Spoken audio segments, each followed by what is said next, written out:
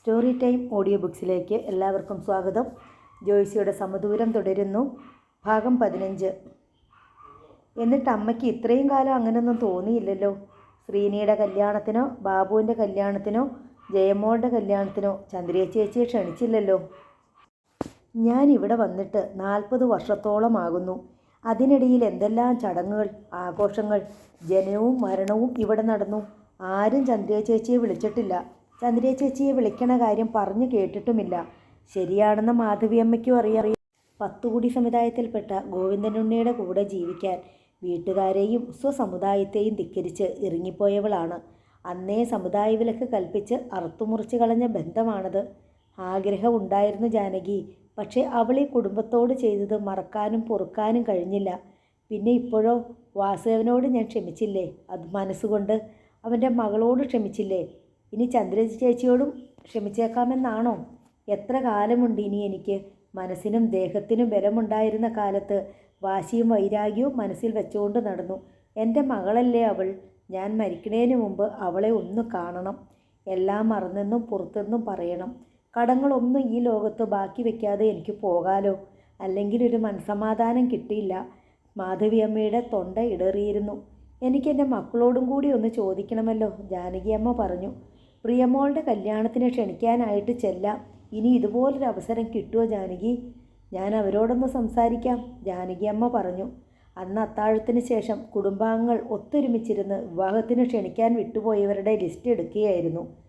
ചന്ദ്രിയ ചേച്ചിയെ വിളിക്കേണ്ടതല്ലായിരുന്നോ ശ്രീനി? ഇടയ്ക്കൊരു ബോധോദയം ഉണ്ടായതുപോലെ ജാനകിയമ്മ ചോദിച്ചു. അറ്റുപോയ ബന്ധമല്ലേ അമ്മേ അത്? ഇനി കൂട്ടി വിളക്കേണ്ട കാര്യമുണ്ടോ? ശ്രീനിവാസൻ താല്പര്യമില്ലാത്ത പോലെ പറഞ്ഞു. അമ്മ എന്നോട് അങ്ങനെ ഒരാഗ്രഹം പറഞ്ഞു.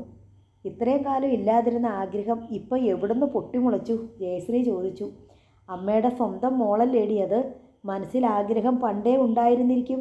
പക്ഷേ മനസ്സിൽ വാശിയും പിണക്കവും കിടന്നതുകൊണ്ട് അതൊക്കെ ഇത്രയും കാലം അമർത്തി വെച്ചു. ആ കാലമെല്ലാം പോയി. അമ്മ ഇനി എത്ര നാളുണ്ടാകും? മരിക്കണേന് മുമ്പ് എല്ലാ പിണക്കങ്ങളും തീർത്ത് സമാധാനമായിട്ട് പോകണമെന്ന് ആഗ്രഹിക്കുന്നത് തെറ്റാണോ? വേണ്ട, ചന്ദ്രബാബു തീർത്തു പറഞ്ഞു. ഇനി തെറ്റിദ്ധരുത്തലും കൂട്ടിച്ചേർക്കലും ഒന്നും വേണ്ട. ഇതുപോലത്തെ മറ്റൊരെണ്ണം വരുത്തി വെച്ച കേട് ഇനിയും തീർന്നിട്ടില്ല. ജാനകിയമ്മ മക്കളുടെ മുമ്പിൽ അല്പം തർക്കിച്ചു നോക്കിയെങ്കിലും ഫലമുണ്ടായില്ല. ചന്ദ്രികയെ ക്ഷണിക്കേണ്ട എന്ന തീരുമാനത്തിൽ മറ്റുള്ളവരെല്ലാം ഉറച്ചു നിന്നു. അമ്മ അത് വിട്ടുകളാ, ജയശ്രീ പറഞ്ഞു. മീനാക്ഷിയുടെ കാര്യത്തിൽ എന്താ ചെയ്യേണ്ടതെന്ന് ആലോചിക്ക്. അതെ, കല്യാണത്തിന് ഇനി ഒരാഴ്ചയേ ഉള്ളൂ.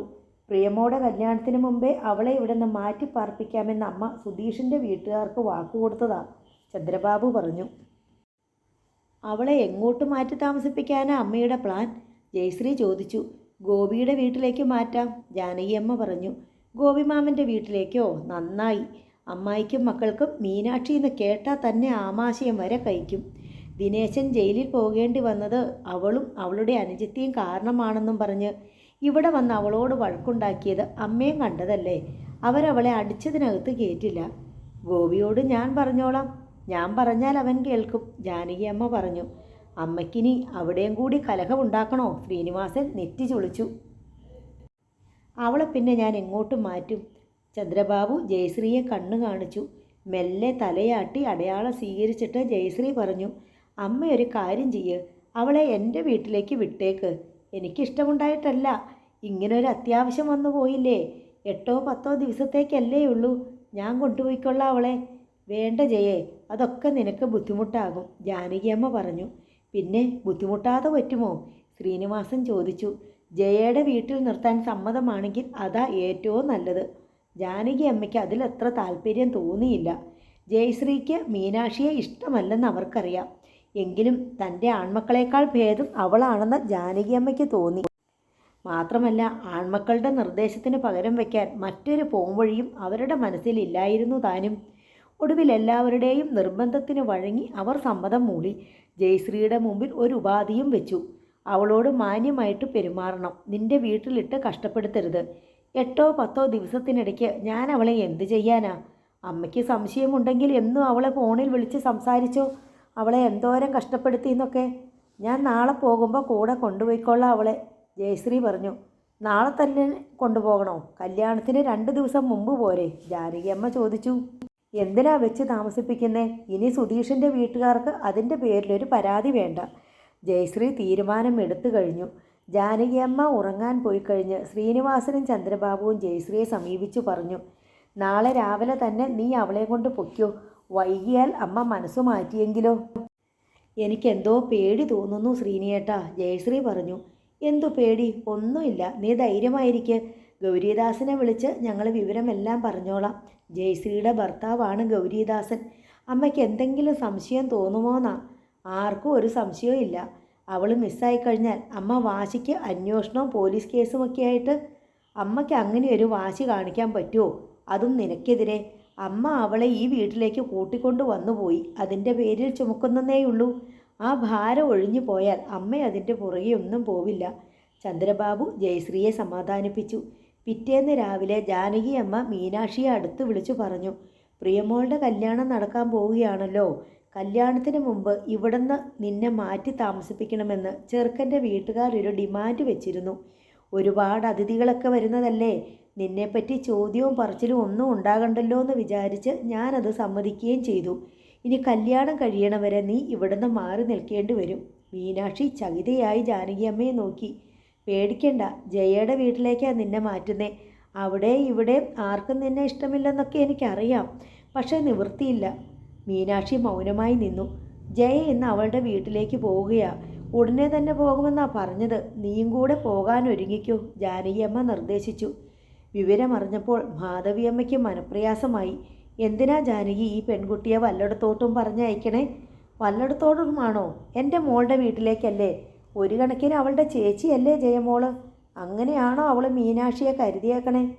ഇതിപ്പോൾ കുറച്ച് ദിവസത്തേക്കല്ലേ ഉള്ളൂ അമ്മേ. വേണ്ടിയിരുന്നില്ല, അത്രേ ഞാൻ പറയണുള്ളൂ.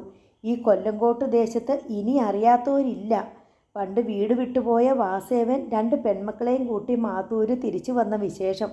വാസുദേവൻ്റെ മരണവും മീനാക്ഷിയുടെ അനുജത്തിയുടെ ആത്മഹത്യയും അതിൻ്റെ കാരണവും ദിനേശൻ നടത്തിയ കൊലപാതകവും അറിയാത്തവരില്ല.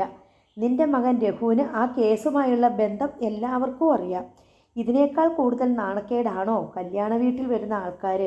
മീനാക്ഷിയുടെ മുഖം കണ്ടാൽ ഉണ്ടാകാൻ പോകുന്നത്. പ്രിയമോളുടെ ചെറുക്കൻ്റെ വീട്ടുകാർ അങ്ങനെ ഒരു ഡിമാൻഡ് പറഞ്ഞു, നമ്മളത് സമ്മതിച്ചു. അതിൻ്റെ ന്യായാന്യായങ്ങളൊന്നും ചികഞ്ഞു നോക്കിയില്ല. ജാനകിയമ്മ പറഞ്ഞു, അവളെ അങ്ങോട്ടയച്ചാൽ നിന്റെ നോട്ടം കിട്ടുമോ? ദൂരെയൊന്നും അല്ലല്ലോ തൃപ്പാളൂർ എന്ന് പറയുന്ന സ്ഥലം. കാറിൽ 1/2 മണിക്കൂർ യാത്ര. ആ കുട്ടിക്ക് എത്ര സങ്കടം ഉണ്ടാവുമെന്ന് നീ ആലോചിച്ച് നോക്കിയോ ജാനകി? ഞാൻ ആരുടെയൊക്കെ സങ്കടം കാണണം? ജാനകിയമ്മ കയർത്തു. അമ്മയുടെ, അന്യസ്ത്രീക്ക് ജനിച്ചവളുടെ, എൻ്റെ സ്വന്തം മക്കളുടെ, മറ്റു ബന്ധുക്കളുടെ, മറ്റുള്ളവരുടെ വാശിയും പകയും സങ്കടവും താങ്ങാനിരിക്കുന്ന ചുമട് താങ്ങിയാണോ ഞാൻ?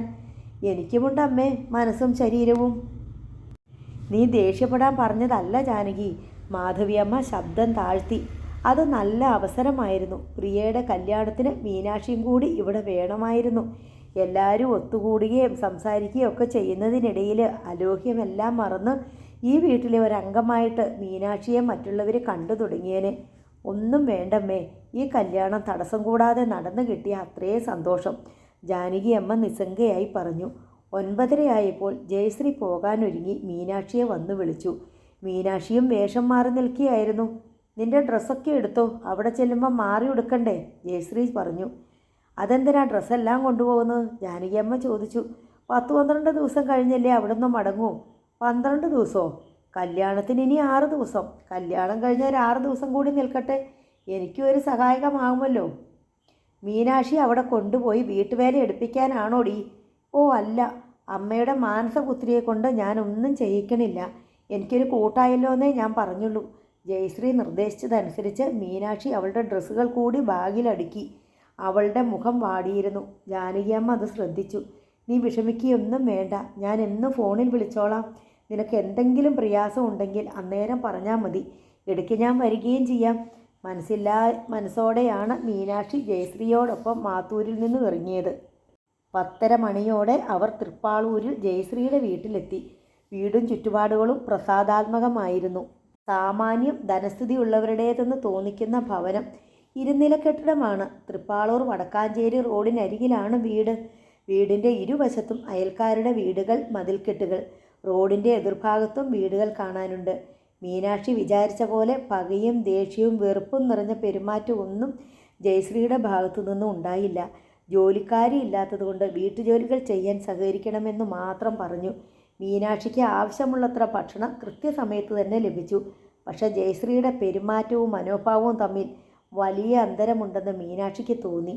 വൈകുന്നേരം ജാനകിയമ്മ ഫോണിൽ ജയശ്രീയെ വിളിച്ചു. മീനാക്ഷിക്ക് ഫോൺ കൊടുക്കാൻ പറഞ്ഞു. നിനക്ക് ഫോൺ അമ്മയാ. ജയശ്രീ കോഡ്ലെസ് സെറ്റ് മീനാക്ഷിയുടെ കയ്യിൽ കൊടുത്തു. മീനാക്ഷി അങ്ങനൊരു സാധനം ആദ്യമായി കൈകൊണ്ട് തൊടുകയായിരുന്നു. അതിൻ്റെ പരിഭ്രമവും ജാളിയും അവളുടെ മുഖത്ത് തെളിഞ്ഞു.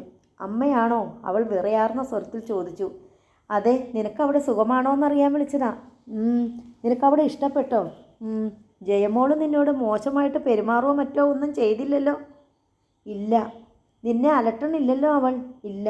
ശരി, ഞാൻ നാളെ വിളിക്കാം. മീനാക്ഷി കോഡ്ലെസ് ജയശ്രീയുടെ നേർക്ക് നീട്ടി. അവൾ ഒന്നും മിണ്ടാതെ വാങ്ങി അതിൻ്റെ ഹോൾഡറിൽ വെച്ചു.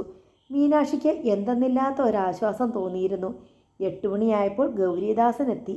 അയാളെ മാത്തൂര് വെച്ച് 2 or 3 തവണ മീനാക്ഷി കണ്ടിട്ടുണ്ട്. സംസാരത്തിലും പെരുമാറ്റത്തിലുമെല്ലാം അമിതമായ മാന്യതയും പ്രൗഢിയും ഫുൾ സ്ലീവ് ഷർട്ടിൻ്റെ കംഫർട്ടും കൂടി ഇട്ടുകൊണ്ടേ ആളെ കാണാനൊക്കൂ. പക്ഷേ അയാളുടെ ദൃഷ്ടി ശരിയല്ലെന്ന് ആദ്യമേ തന്നെ മീനാക്ഷിക്ക് തോന്നിയിട്ടുണ്ട്. അയാളുടെ മാന്യതയുടെയും പ്രൗഢിയുടേതുമായ സകല പരിവേഷവും കളഞ്ഞുകുളിക്കുന്ന ഒരു മൃഗീയ കൗശലം, കുടിലത കലർന്ന ഒരു കള്ളത്തരം ആ ദൃഷ്ടിയിൽ ഒളിഞ്ഞുകിടന്നു. രാത്രിയിൽ ചന്ദ്രബാബു ജയശ്രീയെ വിളിച്ച് പ്രത്യേകം ഓർമ്മിപ്പിച്ചു. അവളെ ഹരാസ് ചെയ്യരുത്. അമ്മ വിളിച്ച് ചോദിച്ചാൽ യാതൊരു പരാതി അവൾ പറയാനിടയാകരുത്. കേട്ടല്ലോ? അമ്മ ഇന്ന് വൈകുന്നേരം വിളിച്ചിരുന്നു. അവൾക്കവിടെ കുഴപ്പമൊന്നുമില്ലല്ലോ? ഇല്ല. പക്ഷെ ഞാൻ എങ്ങനെയാ കടിച്ചു പിടിച്ച് നിൽക്കണേന്ന് എനിക്കേ അറിയൂ. അവളുടെ മുഖം കാണുമ്പോൾ അരമണിക്കൂർ ഇടവിട്ട് ചെകിട്ട് തോരോന്ന് പൊട്ടിക്കാനാ എനിക്ക് തോന്നണേ. സാരമില്ല, ഇനി 6 ദിവസമല്ലേ ഉള്ളൂ. കല്യാണത്തിൻ്റെ അന്ന് രാവിലെ പോരുന്നതിന് മുമ്പ് നീ എല്ലാം കൂടി ചേർത്ത് 5 or 6 പടക്കം അവളുടെ മുഖത്ത് തന്നെ പൊട്ടിച്ചു. അന്നേ ദിവസം എന്ത് ചെയ്താലും ഒരു കുഴപ്പവുമില്ല. അതുവരെ അവൾക്കോ അമ്മയ്ക്കോ ഒരു സംശയവും തോന്നരുത്. ജയശ്രീ മൂളി സമ്മതിച്ചു. ചന്ദ്രബാബു രാത്രി തന്നെ ഭൈരവനെ ഫോണിൽ വിളിച്ചു. ഭൈരവൻ സൗകര്യം പോലെ ഇടയ്ക്കൊരു ദിവസം പാലക്കാട്ടേക്ക് വരണം അയാൾ നിർദ്ദേശിച്ചു. അതെന്തിന്? ഭൈരവന് സംശയമായി. മീനാക്ഷിയെ ഞങ്ങൾ മുമ്പ് പറഞ്ഞ വീട്ടിൽ എത്തിച്ചിട്ടുണ്ട്. വീടും സ്ഥലവും നേരത്തെ ഒന്ന് കണ്ടിരിക്കുന്നതല്ലേ നല്ലത്? അത് ശരിയാ. ഞാൻ 22-ാം തീയതി വരാം. പിന്നെ 25-ന് മീനാക്ഷിയെയും കൊണ്ട് തിരിച്ചു പോന്നാൽ മതിയല്ലോ. അതൊക്കെ നിങ്ങളുടെ ഇഷ്ടം. പക്ഷേ നിങ്ങൾ വന്നാൽ പാലക്കാട്ട് തങ്ങേണ്ടി വരും. കൊല്ലങ്കോട്ടേക്ക് വരാൻ പാടില്ല. അതെന്താ? വെറുതെ ആർക്കും സംശയത്തിനിട കൊടുക്കണ്ട. ശരി, പറഞ്ഞ വാക്ക് ഞങ്ങൾ പാലിച്ചിരിക്കും. നിങ്ങളും അതുപോലെ ചെയ്യണം. പണം കൊണ്ടുവരണം. ഭൈരവനും വാക്കുതാൻ മുഖ്യം സാർ. നേരിയ ചിരി മാത്രം ഫോണിലൂടെ കേട്ടു. 22-ാം തീയതി പാലക്കാട്ട് വന്നാൽ ഉടൻ ഫോണിൽ വിളിക്കണം, ചന്ദ്രബാബു ഓർമ്മിപ്പിച്ചു. പറഞ്ഞ പ്രകാരം 22-ാം തീയതി വ്യാഴാഴ്ച സന്ധ്യയോടെ ഭൈരവനും സംഘവും നീല മാരുതി വാനിൽ പാലക്കാട്ടെത്തി. ഹോട്ടൽ ആനന്ദ് വിഹാറിൽ റൂമെടുത്ത ശേഷം ഭൈരവൻ മാത്തൂരേക്ക് ഫോൺ ചെയ്തു. ശ്രീനിവാസനാണ് ഫോൺ അറ്റൻഡ് ചെയ്തത്. ഞാൻ ഭൈരവൻ. എപ്പോഴെത്തി? വന്നതേയുള്ളൂ. ഇപ്പോഴെവിടെ നിൽക്കുന്നു? ഹോട്ടൽ ആനന്ദ് വിഹാർ, ബസ് സ്റ്റാൻഡിനടുത്ത്. എനിക്കറിയാം. അവിടെ വെയിറ്റ് ചെയ്യൂ, ഞാനങ്ങോട്ട് വരാം. ശ്രീനിവാസൻ ചന്ദ്രബാബുവിനെയും രഘുവരനെയും വിവരം അറിയിച്ചു. 3 പേരും കൂടി ഒന്നിച്ച് വീട്ടിൽ നിന്നിറങ്ങുന്നത് സംശയത്തിനിടയായെങ്കിലോ എന്ന് കരുതി ശ്രീനിവാസൻ ഒറ്റയ്ക്കാണ് പാലക്കാട്ടേക്ക് പോയത്. അയാൾ ഹോട്ടലിലെത്തി ഭൈരവനെ കണ്ടു. പണം കൊണ്ടുവന്നിട്ടുണ്ടോ? ശ്രീനിവാസൻ തിരക്കി. അതെല്ലാം കയ്യിലുണ്ട് സാർ. പക്ഷേ മീനാക്ഷിയെ കയ്യിൽ കിട്ടിയ ശേഷമേ ഞാനത് തരൂ. അത് മതി. ഞങ്ങൾക്ക് വാക്കാണ് വലുത്. നമുക്കുടനെ തൃപ്പാളൂർ വരെ പോകണം. അവിടെയാണ് മീനാക്ഷിയെ താമസിപ്പിച്ചിരിക്കുന്ന വീട്. നിങ്ങളുടെ വണ്ടിയിൽ പോകാം. ഭൈരവന് ഉത്സാഹമായി. മാരുതിയിൽ വാനിൽ അവർ ഒന്നിച്ച് തൃപ്പാളൂരേക്ക് പോയി. ശ്രീനിവാസൻ വഴി പറഞ്ഞു കൊടുത്തുകൊണ്ടിരുന്നു. അവർ തൃപ്പാളൂരെത്തി. ശ്രീനിവാസൻ ചൂണ്ടിക്കാണിച്ച സ്ഥലത്ത് റോഡരിയിലായി ഭൈരവൻ വണ്ടി നിർത്തി. ദാ ഇലക്ട്രിക് പോസ്റ്റിനടുത്ത് കാണുന്ന ഗേറ്റ്. അതിനപ്പുറത്തെ 2 നില ബിൽഡിങ്ങില്ലേ, അതാണ് വീട്. ഭൈരവൻ വാനിൻ്റെ കറുത്ത ചില്ല് താഴ്ത്തി ജനാലകളിലൂടെ വൈദ്യുതി വെളിച്ചം പ്രസരിക്കുന്ന ആ വീടിന് നേർക്ക് നോക്കി തല കുലുക്കി. അടുക്കളയിലെ പണികൾ ഒതുക്കി വാതിലടച്ച് മീനാക്ഷി ഊണുമുറിയോടനുബന്ധിച്ചുള്ള ഹാളിൽ വന്നു. ജയശ്രീയും ഗൗരീദാസനും മക്കളും TV കാണുകയാണ്. പണിയെല്ലാം തീർന്നോടി? ജയശ്രീ ചോദിച്ചു. തീർന്നു. എന്നാൽ പോയി കിടന്നോ. മീനാക്ഷി പിന്തിരിഞ്ഞ് വേഗം പോന്നു. അവളോട് വേണമെങ്കിൽ കുറച്ചു നേരം TV കണ്ടോളാൻ പറയാമല്ലായിരുന്നോ? ഗൗരിദാസൻ ഭാര്യയോട് ചോദിച്ചു. എന്തിന്? അവൾ ടി വി കണ്ടാൽ നമുക്ക് എന്താ ഗുണം? ജയശ്രീ നെറ്റി ചുളിച്ചു. ഞാനൊരു മാനുഷിക പരിഗണന വെച്ച് പറഞ്ഞതാ. അവളോട് ഒരു പരിഗണനയും വേണ്ട. ശരി, നിന്റെ ഇഷ്ടം. അയാൾ തൻ്റെ കഴുത്ത് വേണ്ട പോലെ തിരിയുന്നുണ്ടോ എന്ന് പരിശോധിക്കുന്ന മട്ടിൽ മീനാക്ഷി പോയിടത്തേക്ക് നോക്കി. സ്റ്റെയർ കേസിൻ്റെ ലാൻഡിങ്ങിന് കീഴിലാണ് മീനാക്ഷിയുടെ മുറി. മുറിയെന്ന് പറഞ്ഞുകൂടാ, ഒരിടുങ്ങിയ തളം. അതിന് വാതിലൊന്നുമില്ല. ഒരു പായ നിലത്ത് വിരിച്ചാണ് മീനാക്ഷി കിടക്കുക. 10 മണിയായപ്പോൾ ജയശ്രീ എഴുന്നേറ്റു. എനിക്ക് ഉറക്കം വരുന്നു, ഞാൻ ഉടനെ വന്നേക്കാം, നീ കിടന്നു, ഗൗരിദാസൻ പറഞ്ഞു. ജയശ്രീ കുട്ടികളെയും വിളിച്ചുകൊണ്ട് ഉറക്കറയിലേക്ക് പോയി. വെളുപ്പിന് 4:30 മണിക്ക് ഉണർന്ന് കുട്ടികളെ പഠിക്കാനിരുത്തേണ്ടതാണ്. ഗൗരിദാസൻ 11:30 വരെ ടി വി കണ്ടുകൊണ്ടിരുന്നു. പിന്നെ എഴുന്നേറ്റ് തൻ്റെ ബെഡ്റൂമിൻ്റെ വാതിൽക്കൽ ചെന്ന് നോക്കി. ജയശ്രീ ഗാഢ സുഷുപ്തിയിൽ. കുട്ടികളും ഉറങ്ങുകയാണ്. തെല്ലുനേരെ സംശയിച്ച് നിന്നിട്ട് അയാൾ സ്റ്റെയർ കേസിനടുത്തേക്ക് ചെന്നു. നേരിയൊരു കാലച്ച കേട്ട് മീനാക്ഷി മയക്കത്തിൽ നിന്ന് ഉണർന്നു. കൺമിഴിച്ച് നോക്കി. ഇരുട്ട് മാത്രമേ കണ്ണിലുള്ളൂ. ക്രമേണ കണ്ണുകൾ ഇരുട്ടുമായി പഴകി. ഒരു നിഴൽ രൂപം സ്റ്റെയർ കേസിനടുത്ത് നിൽക്കുന്നത് കണ്ടു. നെഞ്ചിലൊരു കൊള്ളിയാൻ മിന്നിയതുപോലെ തോന്നി അവൾക്ക്. ആ രൂപം മെല്ലെ അടുത്തേക്ക് വരുന്നു. മീനാക്ഷി കണ്ണുകൾ ഇറുക്കി അടച്ച് ശ്വാസം അടക്കി കിടന്നു. ആ രൂപം നിലത്തേക്കിരിക്കുകയാണ്. വസ്ത്രങ്ങൾ ഉലയുന്നത് കേൾക്കാം. അത് ജയശ്രീയുടെ ഭർത്താവാണെന്ന് അവൾ ഉറപ്പിച്ചു. എണീറ്റ് ലൈറ്റിട്ടാലോ എന്ന് ആദ്യം വിചാരിച്ചു. അല്ലെങ്കിൽ ഓർക്കാപ്പുറത്ത് ഒരാളെ കണ്ട് ഞെട്ടിയപോ മട്ടിൽ ഒരൊറ്റ നിലവിളി. അതുമല്ലെങ്കിൽ എണീറ്റ് മാറി നിൽക്കാം. എന്തു വേണമെന്നൊരു തീരുമാനത്തിലെത്താൻ അവൾക്ക് കഴിഞ്ഞില്ല. ഭയലേശമില്ലാതെ അവൾ കണ്ണു തുറന്ന് അയാളെ നോക്കി. തൻ്റെ തോളിൽ അയാളുടെ കൈത്തലം മെല്ലെ പതിയുന്നതും താഴേക്ക് മെല്ലെ കൈയോടിക്കുന്നതും അവൾ അറിഞ്ഞു. ഗൗരിദാസൻ പതുക്കെ കൈമുട്ട് നിലത്ത് ഊന്നിക്കൊണ്ട് അവൾക്കരികെ കിടന്നു. മീനാക്ഷി പെട്ടെന്ന് എഴുന്നേറ്റിരുന്നു. അയാൾ സ്തബ്ധനായി. മീനാക്ഷി, ശബ്ദം താഴ്ത്തി അയാൾ വിളിച്ചു. നിങ്ങൾക്ക് സ്ഥലം മാറിപ്പോയി. ചേച്ചി കിടക്കുന്നത് ഇവിടെയല്ല. എനിക്കറിയാം, നീ പതുക്കെ പറയ്. എന്തിനാ പതുക്കെ? എനിക്ക് രഹസ്യമൊന്നും പറയാനില്ല. മീനാക്ഷി, ഞാൻ നിന്നെ കാണാനാ വന്നത്. അത് നിന്നോടുള്ള ഇഷ്ടം കൊണ്ട്. നീ എന്ത് ചോദിച്ചാലും ഞാൻ തരും. എന്നെ കല്യാണം കഴിക്കാമോ? നാളെ തന്നെ. ചേച്ചിയും കുട്ടികളെ ഉപേക്ഷിക്കേണ്ടി വരും. സമ്മതമാണോ? ഗൗരിദാസൻ ഉത്തരമില്ലാതെ അവളെ തന്നെ നോക്കിയിരുന്നു. പറ്റില്ലല്ലോ നിങ്ങൾക്ക്? എനിക്കും പറ്റില്ല. ഇനി ഞാൻ എണീറ്റ് ലൈറ്റ് ഇടണോ? മീനാക്ഷി എഴുന്നേറ്റു. വേണ്ട. ഗൗരിദാസനും എഴുന്നേറ്റു. അവളെ തുറച്ചു നോക്കി ആ ഇരുട്ടിൽ നിമിഷങ്ങളോളം നിന്നു. ഞാൻ ആശിച്ചതൊന്നും ഇന്നേ വരെ നടക്കാതിരുന്നിട്ടില്ല. ഓർമ്മ വെച്ചു. അയാൾ പിറുപിറുത്തു. അയാൾ പോയിക്കഴിഞ്ഞ ഉടനെ മീനാക്ഷി ഉറങ്ങാൻ കിടന്നു. ഇന്ന് ശനി, നാളെ സുപ്രിയയുടെ വിവാഹം. മാത്തൂർ വീട്ടിൽ അതിനുള്ള ഒരുക്കങ്ങൾ നടക്കുകയാണ്. ചന്ദ്രബാബുവും ശ്രീനിവാസനും കൂടി പാലക്കാട്ട് പോയി ഭൈരവനെ കണ്ടു. എല്ലാം റെഡിയല്ലേ? ഭൈരവൻ ചോദിച്ചു. ഇന്ന് രാത്രി നിങ്ങൾക്ക് മീനാക്ഷിയെ കൊണ്ടുപോകാം, ശ്രീനിവാസൻ പറഞ്ഞു. എത്ര മണിക്ക് ഞങ്ങൾ വരണം? രാത്രി 10 മണിക്ക് തൃപ്പാളൂരിൽ ഞങ്ങൾ കാണിച്ചു തന്ന വീടിന് മുന്നിൽ വന്നാൽ മതി.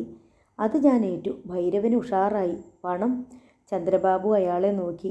മീനാക്ഷിയെ കൈമാറുമ്പോൾ നിങ്ങൾക്ക് പണം തന്നിരിക്കും. ഞങ്ങളെ പറ്റിക്കാൻ നോക്കരുത്, അത് നടക്കില്ല. എനിക്കും അറിയാൻ നടക്കില്ലെന്ന്.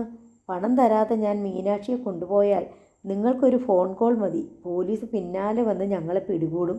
ഭൈരവൻ തീരെ ബുദ്ധിയില്ലാത്തവനല്ല. ശരി, രാത്രി 10 മണിക്ക് നമുക്ക് തൃപ്പാളൂര് വെച്ച് സന്ധിക്കാം.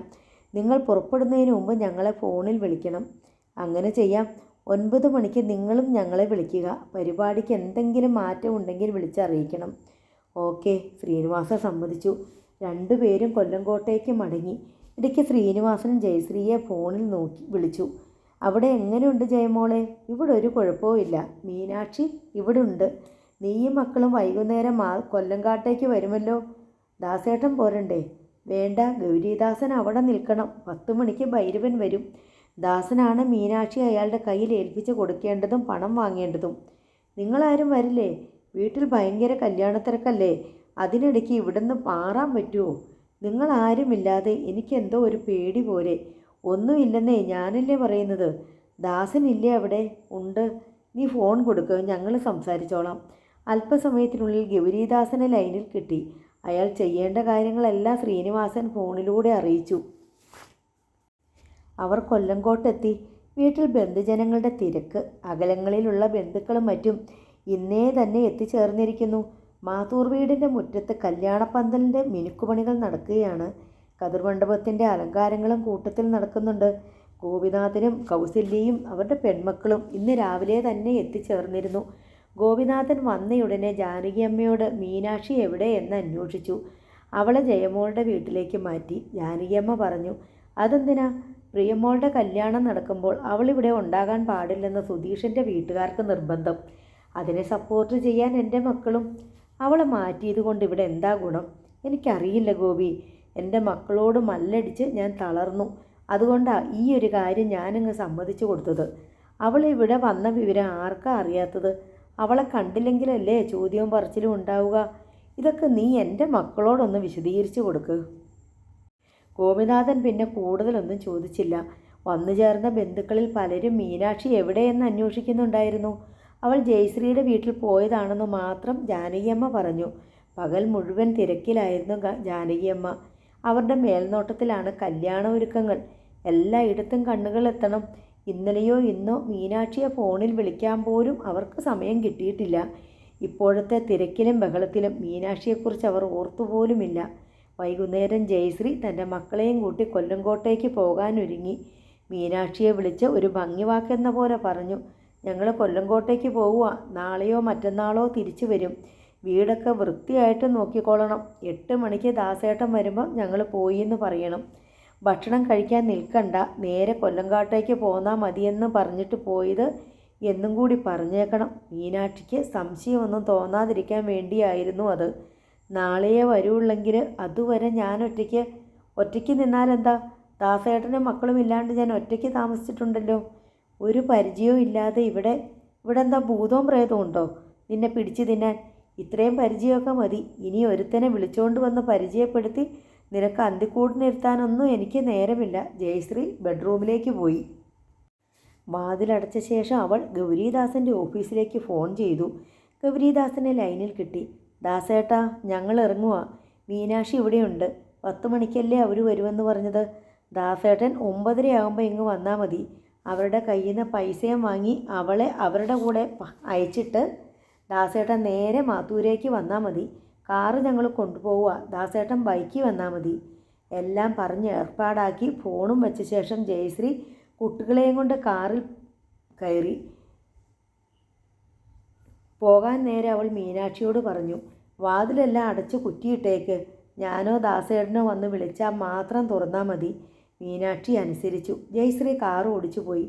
1/2 മണിക്കൂർ കഴിഞ്ഞപ്പോൾ ഡോർബെല്ല് കേട്ടു. മീനാക്ഷി ജനാലയ്ക്കടുത്ത് വന്ന് നോക്കി. ഗൗരീദാസൻ. ജയ എന്തിയെ? പോയോ? അയാൾ ചോദിച്ചു. പോയി. വാതിൽ തുറക്ക്. മീനാക്ഷി വാതിൽ തുറന്നു. മാത്തൂരേക്ക് ചെല്ലാനാ പറഞ്ഞ്. എനിക്കൊന്ന് കുളിക്കണം. അയാൾ അകത്തേക്ക് കയറിപ്പോയി. മീനാക്ഷി അടുക്കളയിൽ ചെന്നു. കഴിക്കാൻ എന്താ ഉള്ളത്? ഗൗരീദാസൻ്റെ ഒച്ച കേട്ട് അവൾ ഞെട്ടി. ചോറിരിപ്പുണ്ട്. അവൾ ഒരു പ്ലേറ്റ് എടുത്ത് സിങ്കിലെ ടാപ്പ് തുറന്ന് കഴുകി. പൊടുന്നനെ അവളുടെ ശരീരം ഉരുക്കുകമ്പികളുടെ ബലമുള്ള കൈകളാൽ വലയം ചെയ്യപ്പെട്ടു. പിന്നിൽ നിന്ന് ഉറുമ്പടക്കം വട്ടം പിടിച്ചതിനാൽ മീനാക്ഷിക്കൊന്ന് കുതിരാൻ പോലും കഴിഞ്ഞില്ല. 2 കൈകളും കൂടി ശരീരത്തോട് ചേർത്ത് വരിഞ്ഞുള്ള കെട്ടിപ്പിടുത്തമാണ്. അവളുടെ കയ്യിലിരുന്ന പ്ലേറ്റ് താഴെ വീണുടഞ്ഞു. ഗൗരീദാസൻ അവളെ അതേ നിലയിൽ പൊക്കിയെടുത്ത് ബെഡ്റൂമിലേക്ക് കൊണ്ടുപോയി കിടക്കയിലേക്ക് തള്ളി. വാതിലടച്ച് ബോൾട്ടിട്ട ശേഷം അയാൾ സ്റ്റീരിയോ സെറ്റ് ഓൺ ചെയ്ത് വോളിയം കൂട്ടിവെച്ചു. മീനാക്ഷി ഇതിനകം പിരണ്ടെണീറ്റ് പ്രതിരോധസജ്ജയായി കഴിഞ്ഞിരുന്നു. നിന്നോട് ഞാൻ പറഞ്ഞത് ഓർമ്മയുണ്ടോ? ഞാൻ ആശ്രിതൊന്നും നടത്താതിരുന്നിട്ടില്ലെന്ന്. ഒരു മ്യൂച്വൽ അണ്ടർസ്റ്റാൻഡിങ്ങിലാണെങ്കിൽ നമുക്ക് 2 പേർക്കും നല്ലത്. അതല്ല, എതിർക്കാനാണെങ്കിൽ ചെവി അടച്ച് ഒറ്റ അടി തന്നാൽ ബോധം കെട്ട് വീഴാനുള്ളതേ ഉള്ളൂ നീ. അല്ലെങ്കിൽ 2 മിനിറ്റ് നേരം നിൻ്റെ മൂക്കും വായും കൂടി പൊത്തിപ്പിടിച്ചിരുന്നാലും മതി. നിന്നെ കൊന്നാലും ചോദിക്കാൻ ആരും വരില്ല. അതുകൊണ്ടാണ് പറഞ്ഞത്, എതിർക്കാൻ നോക്കണ്ട. മീനാക്ഷി അയാളുടെ കണ്ണുകളിലേക്ക് തറച്ചു നോക്കി നിന്നു. തൻ്റെ ദംഷ്ട്രകൾ നീളുന്നതും നഖങ്ങൾ ഉറവിട്ടിറങ്ങുന്നതും കണ്ണുകൾ ചുട്ടുപഴുക്കുന്നതും അവൾ അനുഭവിച്ചു. ഗൗരീദാസൻ അവളെ അംഗപ്രത്യംഗം നോക്കി. കാമാർത്തി നിറഞ്ഞ വെറി പിടിച്ച ഒരു നോട്ടമായിരുന്നു അത്. നീ സുന്ദരിയാണെന്ന് പറഞ്ഞത് വെറുതെ ആയിരുന്നില്ലടി. ആ മറയൂരെ കഴുത്തറപ്പൻ ഭൈരവനേക്കാൾ എന്തുകൊണ്ട് യോഗ്യനല്ലേടി ഞാൻ? പിന്നെ എന്താടി നിനക്കിത്ര അറപ്പ്? അയാൾ അവളുടെ 2 ചുമലിലും കൈവച്ചു. കൈപ്പത്തിക്കുള്ളിലിട്ട തോളുകൾ ഒഴിഞ്ഞു. മീനാക്ഷി ഒരു ചുവട് പിന്നോക്കം മാറി. നിനക്ക് ആ ഭിത്തി വരെ പിറകോട്ട് പോകാം, അത്രയേ ഉള്ളൂ. ഗൗരീദാസൻ ചിരിച്ചു. വീണ്ടും മീനാക്ഷി ഒരു ചുവട് കൂടി പിന്നോക്കം മാറി. ഞാൻ സഹായിക്കാമെടി. അയാൾ അവളെ പിന്നോട്ട് തള്ളിക്കൊണ്ടുപോയി ഭിത്തിയിൽ കൊണ്ടുചെന്ന് ഇടിച്ചു നിർത്തി. കാർ ഊട്ടറ റെയിൽവേ ഗേറ്റിലെത്തിയപ്പോൾ ജയശ്രീ കൈ ഉയർത്തി സ്വയം തലക്കടിച്ചതും ബ്രേക്ക് ചവിട്ടിയതും ഒപ്പം കഴിഞ്ഞു. റെയിൽവേ ഗേറ്റ് അടഞ്ഞു കിടക്കുന്നു. വാഹനങ്ങളുടെ നിര. എന്താ അമ്മേ? മൂത്തമകൾ ഇന്ദിര ചോദിച്ചു. പ്രിയമോൾക്ക് കൊടുക്കാൻ വേണ്ടി വാങ്ങി വെച്ചിരുന്ന കാപ്പും മോതിരവും എടുത്തില്ല. എന്നാൽ വേഗം തിരിച്ചു വിട്ടോ, ഗേറ്റ് തുറക്കാൻ 15 മിനിറ്റ് എടുക്കും. ജയശ്രീ 2 നിമിഷം ആലോചിച്ചു. പിന്നെ കാർ തിരിച്ചു. അരമണിക്കൂറിനുള്ളിൽ കാർ വീടിൻ്റെ ഗേറ്റിന് മുമ്പിലെത്തി. കാർ അകത്തേക്ക് കയറ്റാതെ റോഡരികിൽ നിർത്തിയിട്ട് ജയശ്രീ ഇറങ്ങി. പോർച്ചിൽ ഗൗരീദാസിൻ്റെ ബൈക്ക് ഇരിക്കുന്നത് അവൾ കണ്ടു. 9:30 വരികയുള്ളൂ എന്ന് പറഞ്ഞ ഗൗരീദാസൻ ഇത്ര നേരത്തെ എന്തിനു വന്നു എന്ന് അവൾ ആശ്ചര്യം കൂറി. അവൾ സിറ്റൗട്ടിലേക്ക് കയറി. ഡോർബെൽ അടിച്ചു. അല്പം കാത്തിട്ടും പ്രതികരണമൊന്നുമില്ല. അവൾ ഡോർ ഹാൻഡിൽ പിടിച്ച് തിരിച്ചു. ബോൾട്ട് ഇട്ടിട്ടില്ല. ഡോർ തുറന്ന് അവൾ അകത്ത് കടന്നു. അവൾ നേരെ അടുക്കളയിലേക്ക് ചെന്നു. മീനാക്ഷി അവിടെ എങ്ങും കണ്ടില്ല. സ്റ്റെയർ കേസിന് കീഴിലും ബാത്റൂമിലും നോക്കി. ജയശ്രീക്ക് സംശയമായി. തൻ്റെ ഭർത്താവിനെയും കാണുന്നില്ല. ജയശ്രീ ബെഡ്റൂമിന് നേർക്ക് ചെന്നു. അത് അടഞ്ഞു കിടക്കുന്നു. വാതിലിൽ തള്ളി നോക്കി. അകത്തു നിന്ന് ബന്ധിച്ചിരിക്കുന്നു. നെഞ്ചിലൊരാളിക്കത്തൽ. ഒറ്റ നിമിഷം കൊണ്ട് തൻ്റെ ശരീരം ബലഹീനമായ പോലെ തോന്നി അവൾക്ക്. എന്തു ചെയ്യണമെന്നറിയാതെ അവൾ സ്തംഭിച്ചു നിന്നു. അടിമുടി ഒരു വിറയൽ പടർന്നു. ഉൾക്കിടിലത്തോടെ അവൾ വാതിൽ തുടരെ തുടരെ മുട്ടി വിളിച്ചു. ഏതാനും നിമിഷങ്ങൾക്ക് ശേഷം വാതിൽ തുറക്കപ്പെട്ടു. ഗൗരീദാസൻ വലതുകരം കൊണ്ട് വലത് ചെവി പൊത്തിപ്പിടിച്ചിരിക്കുന്നു. പുലി മാന്തിയതുപോലെ കവിളത്ത് ചോരപ്പാടുകൾ. വലത് കൈയിൻ്റെ വിരലുകൾക്കിടയിലൂടെ ചോര ഒലിച്ചിറങ്ങുന്നു. എന്തു പറ്റി ദാസേട്ടാ? കാഴ്ച കണ്ടിട്ടുണ്ടായ നടുക്കത്തിൽ ജയശ്രീ ചോദിച്ചു. അയാൾ തിരിഞ്ഞ് മീനാക്ഷി നിൽക്കുന്നിടത്തേക്ക് നോക്കി. അവൾ മേശയ്ക്കിപ്പുറം നിൽക്കുന്നത് ജയശ്രീയും കണ്ടു. ഓടിത്തളർന്ന പോലെ കിതച്ചുകൊണ്ടാണ് നിൽപ്പ്. അവളുടെ ചുണ്ടിൽ ചോര കീറി. ഒരു വശം ഞാന്ന് കിടക്കുന്ന ബ്ലൗസിന് മീതെ വലതുമാറിടം മിക്കവാറും നഗ്നമാണ്. മുറിയാണെങ്കിൽ യുദ്ധക്കളം പോലെ. മുറിയിലുള്ള മിക്ക സാധന സാമഗ്രികളും തട്ടിമറിഞ്ഞു കിടക്കുന്നു. ജയശ്രീ മുഖം തിരിച്ച് ഗൗരീദാസൻ്റെ നേർക്ക് പകച്ചു നോക്കി. അയാൾ ചെവി മൂടിയിരുന്ന വലതുകരം മാറ്റി. ചെവിത്തട്ട് മുറിഞ്ഞ് പിളർന്നിരിക്കുന്നു. കുടുകുടെ ചോരയൊഴുകുന്നുണ്ട്. ആ പിശാച് കടിച്ചു മുറിച്ചത് അവളുടെ ഇഷ്ടത്തിന് വഴങ്ങിക്കൊടുക്കാത്തതിന്. മുറുമുറുത്തിട്ട് ഗൗരീദാസൻ മുറിവിട്ട് ഇറങ്ങിപ്പോയി. അയാൾ നിന്ന സ്ഥലത്തും നടന്നിടത്തുമെല്ലാം ചോരത്തുള്ളികൾ വീണ് കിടന്നു. കിടക്കവിരിയിലും മാർബിൾ ഫ്ലോറിലും ചോര. മീനാക്ഷി അഴിഞ്ഞു ചിതറിക്കിടന്ന മുടി വാരിക്കെട്ടുകയാണ്. എന്താണ് യഥാർത്ഥത്തിൽ സംഭവിച്ചിരിക്കുക എന്ന് ജയശ്രീക്ക് ഊഹിക്കാൻ കഴിഞ്ഞിരുന്നു. കോപവും സങ്കടവും നിരാശയും കൊണ്ട് അവൾ ഭ്രാന്ത് പിടിച്ചതുപോലെയായി. മീനാക്ഷിയുടെ മുന്നിലേക്ക് പാഞ്ഞു ചെന്ന് അവളുടെ ഇരു ചുവട്ടിലും 2 കൈകൊണ്ട് മാറി മാറി അടിച്ചു. അപസ്മാരബാധിതയെപ്പോലെ അവൾ വിറയ്ക്കുകയും ചീറുകയും കടപ്പല്ല് ഞെരിക്കുകയും പിച്ചും പേയും പോലെ എന്തൊക്കെയോ പുലമ്പുകയും ചെയ്തുകൊണ്ടിരുന്നു. മീനാക്ഷി ഒരു കൽപ്രതിമ കണക്കേ നിന്നുകൊടുത്തു. ഏത് ശാപം പിടിച്ച നേരത്താടി നിന്നെ ഇങ്ങോട്ട് കെട്ടിയെടുക്കാൻ തോന്നിയത്? ജയശ്രീ കരഞ്ഞുകൊണ്ടാണ് മുറിയിൽ നിന്ന് ഇറങ്ങിയത്. ആണിയിൽ തൂക്കിയിട്ടിരുന്ന താക്കോൽ എടുത്തുകൊണ്ട് വന്ന് അവൾ ബെഡ്റൂം അടച്ച് പുറമേ നിന്ന് പൂട്ടി. ഇതിനകം വേഷം മാറിക്കഴിഞ്ഞിരുന്ന ഗൗരീദാസൻ ചോര പുരണ്ട മുഖവും കൈകളും ചെവിയും വാഷ് ബേസിനിൽ കഴുകിയ ശേഷം ഒരു ടൗവലെടുത്ത് മുഖം പൊത്തിക്കൊണ്ട് സിറ്റൗട്ടിലേക്ക് ഇറങ്ങി. ജയശ്രീ ഹാളിൽ അങ്ങിങ്ങ് പാഞ്ഞു നടന്നു. ചുവരിൽ സ്വിച്ച് ബോർഡിൽ നിന്നും ടെലിഫോൺ കണക്ഷൻ ഊരി മാറ്റി. ആ ഫോണിൽ ബെഡ്റൂമിലേക്ക് എക്സ്റ്റൻഷൻ ഉണ്ടായിരുന്നു. ജയശ്രീ സിറ്റൗട്ടിലേക്ക് ഇറങ്ങിയ ശേഷം വാതിൽ പുറമേ നിന്ന് പൂട്ടി. കഠിന കോപത്തോടെ അവൾ ഗൗരീദാസനെ നോക്കി. മക്കളോട് ഒന്നും പറയണ്ട, ഏതെങ്കിലും ഹോസ്പിറ്റലിലേക്ക് പോകണം, ഗൗരീദാസൻ അപേക്ഷാസ്വരത്തിൽ പറഞ്ഞു. അയാൾ മുഖം പൊത്തിയിരുന്ന ടവലിലും ചോര പുരണ്ടു. ജയശ്രീ ഒന്നും മിണ്ടാതെ കാറിൽ ചെന്ന് കയറി. പിന്നാലെ ഗൗരീദാസനും. 9 മണിക്ക് ശ്രീനിവാസൻ ഭൈരവനെ ഫോണിൽ വിളിച്ചു. ഭൈരവ, പുറപ്പെടാൻ റെഡിയാണോ? ഞങ്ങൾ റെഡി. റൂമെല്ലാം വെക്കേറ്റ് ചെയ്തിട്ട് നിങ്ങളുടെ വിളി കാത്തിരിക്കുക. എന്നാൽ പുറപ്പെട്ടോളൂ. മീനാക്ഷി ഇപ്പോൾ തൃപ്പാളൂരെ വീട്ടിൽ തനിച്ചാണ്. നിങ്ങൾ അവിടെ എത്തുമ്പോൾ ഞങ്ങളുടെ ആൾ അവിടെ വെയിറ്റ് ചെയ്യുന്നുണ്ടാവും. പണം കൊടുക്കുക, അവളെ കൊണ്ടുപോവുക.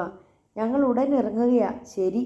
മീനാക്ഷിയെ വണ്ടിയിൽ കയറ്റിക്കൊണ്ടുപോകാൻ അല്പം ബലം പ്രയോഗിക്കേണ്ടി വന്നേക്കും.